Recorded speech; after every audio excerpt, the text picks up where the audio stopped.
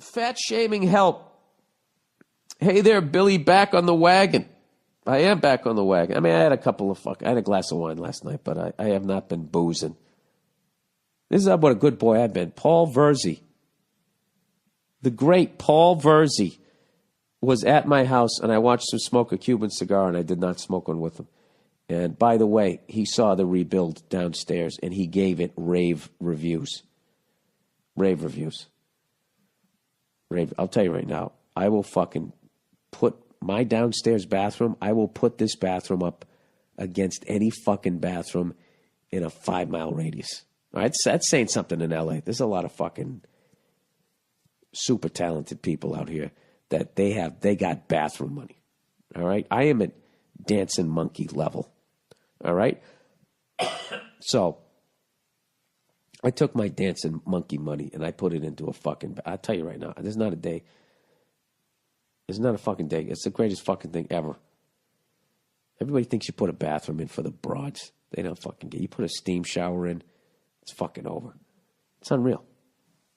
It's unreal. The only thing missing from it is in that steam is just a fucking gorgeous masseuse walks through it, you know, and finishes you off with a handy. Wouldn't that be fucking phenomenal? Can you imagine how much more forgiving the business world would be if every man's day started that way? Oh, just don't understand. Oh, but the church is against it. Can't have that happen. Can you imagine that? You know, and then you spray a little eucalyptus in the air afterwards. It's just, who's fighting on the subway? Nobody. And if elected, every man gets a steam shower and a handy to start the business day. All right, fat shaming. Hey there, Billy, back on the wagon. Love the podcast and also want to inform with you and Joey Roses. I was supposed to hang out with Roses the other night. I was too sick, man. I fucking love that son of a bitch. I'm 6'1" and used to weigh 370 pounds, and now I'm down to 219 pounds. You goddamn right you are. Good for you. Dude, that's fucking insane. That is 151 pounds. If my math is correct. My math is correct. Wow, man. If that thing that I overheard in a bar that says if you're fucking, every pound of fat is 5 miles of capillaries, that's like 605 miles you just took off of road that your fucking heart has to pump every time it goes, whoa, whoa, whoa, whoa, whoa, whoa. That's fucking phenomenal. I said, took me a little more than a year to lose that much, and you were a big help with that. Your podcast makes working out fun. After all, what could be more fun than old Billy boys screaming about nerds or the government? More than that, your fat shaming always makes me work a little bit harder, and I had never noticed the way I'd get derailed by sugar and salt combo that you frequently talk about. For a functionally illiterate, angry head case, you drop quite a bit of knowledge, my friend. I'm telling you, well, look, I do the same thing everybody else does. I fucking yo-yo up and down, but I keep it within a 20-pound thing. Like I went back up to $184. I was down to 168. That's my wheelhouse, 168, 172, and went all the way back up to like fucking $184. And I'm disgusted with myself, and I'm back down to, what is it, like 178, 179. So I dropped 5 pounds. And this is what I do. I just immediately, I actually will go to the gym because if I just get on a fucking elliptical, all right, for 45 minutes and then do the 5-minute cool down, I just start doing that every fucking day, and it fucking sucks for the first 3 days. The first 3 days. And that first fucking night when you stop eating around 5 or 6 and you just had a protein with a salad and then you're just crushing waters for the rest of your night, okay, but you got that sugar and salt, you're fucking addicted to it because you've been eating it. Just go and get some ice cream, get a burger, order a pizza, go make yourself some eggs. You just have to fight through that. So like I'm on it right now. So what I do is I have celery in turkey slices. And even then, a lot of that turkey slice will have a lot of salt in it, so I kind of limit that. But I just, I'll put a little peanut butter on a fucking the piece of celery. Just shove those things down. Fucking eating celery is like eating air. And all you got to do is just make it through the first night. And the next night is way easier as far as the food thing goes. But cardio sucks for 3 days. for me. And then after that, then I'm fucking addicted to it, which is how I got sick, because I knew I was feeling run down. And I still went and did another fucking 50 minutes. Walked out of the gym. The wind was blowing. I don't got a lot of fucking shingles on the roof anymore. And next thing you know, I got Ebola. But anyways, that is a big thing, is not only acknowledging your sugar salt addiction, but understanding how it affects you. Because I would think, just like everybody, it affects everybody differently. But like knowing, like the other day, I was trying to eat well as long as I could through trying to beat this cold. And then finally I just had enough, and I just was like, fuck this, man. I just want a pizza. And I ordered a pizza, and I remember thinking, all right, I'm eating this at night. This is all salt. It's going to send my salt through the fucking roof. And then tomorrow morning, I'm either going to want more salt with a big fucking eggs and sausages and that shit, or I'm going to go the other direction. And for some reason, like, I don't know why, I just feel like I want a waffle. Yeah, because I ate a whole fucking pizza the night before. And it's literally, it's like people who fucking drink booze because they did too much coke, and you're trying to even yourself off. And what you really need to do is just wake up knowing that you're going to be craving those things, and you plow through it, and you just make the oatmeal instead, and you shovel that shit down, and within 3 spoonfuls, your body will start to fucking level out, and you'll remember that, oh, food is supposed to energize me, not drag me down to the fucking mat. And if you can remember that, for me anyways, that's how I was able to keep, I've gone down to $1.68 like probably 4 times since I moved out to LA. And this time I stayed within 168, $1.72 for almost a year and a half. And I used to, when I would get down, it'd take me like 6 months to get down to that level. And then the second I got down to that level, I would reward myself with the fucking cheeseburger. And I would like, hey, I've been sober 6 months. Let me go shoot up some heroin to fucking celebrate. I'm doing the exact same thing.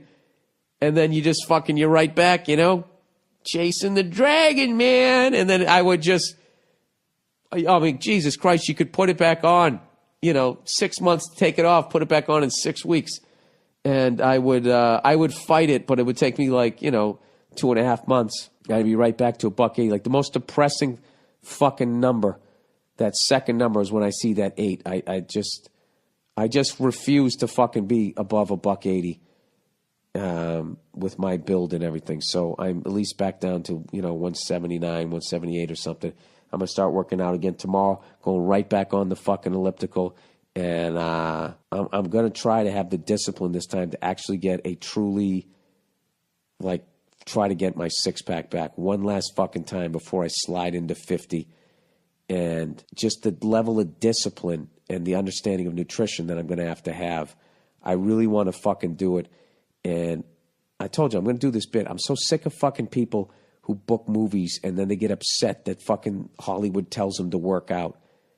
It's fucking ridiculous. It's like you're going to be in a fucking movie, and the people are going to put millions of dollars into this thing. They're trying to not lose money. They're trying to get their money back. I'm not giving anybody I know it's hard to lose weight, and for other people it's harder. But for you to fucking complain that somebody wants you to look good in a movie or to look your best, it once again, it's fucking ridiculous. So those people that are, fucking Brad Pitt's in his 50s. The guy still has, abs. Like the level of dedication that is. And fuck you, he's got his own personal chef. I don't give a, if I had a personal chef, it'd be like, make me some waffles, man. I mean, I would.